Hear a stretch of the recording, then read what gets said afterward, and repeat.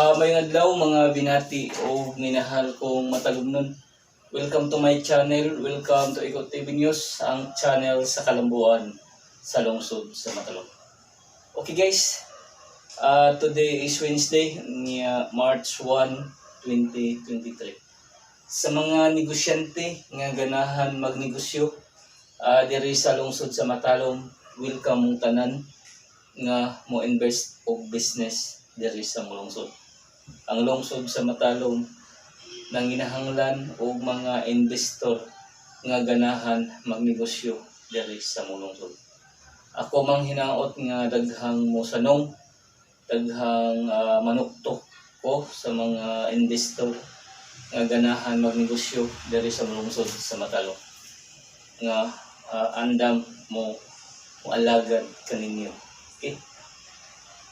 Sa mga katawhan di ay sa tanang taga-Matalom o di taga-Matalom nga ato gayong suportahan kanunay atong ipatronize ang Matalom Boardwalk.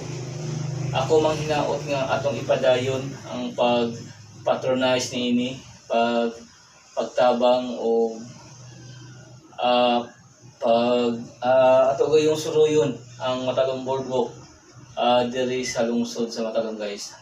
Namoy mga friends ato inyong dalhon atong ipakita kung unsa kanindot ang Matalom Boardwalk sa lungsod sa Matalom. Okay, balo po sa tanan di ay ang Matalom Boardwalk adunay peryahan niya karong Friday ang daogon 50,000. Welcome tanan nga mo kuan dire mo bisita sa among Matalom Boardwalk. Balikon ko ha sa mga negosyante nga ganahan magnegosyo diri sa lungsod sa Matalom, welcome tanan nga mo invest og business diri sa lungsod. Ang lungsod sa Matalom nanginahanglan og mga investor nga ganahan magnegosyo diri sa lungsod.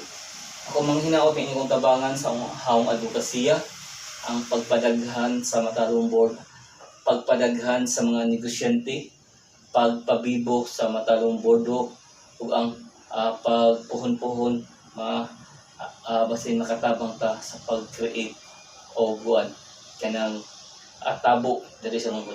Katungtuan sa bukid ako naghangyo nga manong tadaan niya atong mga produkto atong nagayong ikuan diri atong ibutang sa tuang merkado.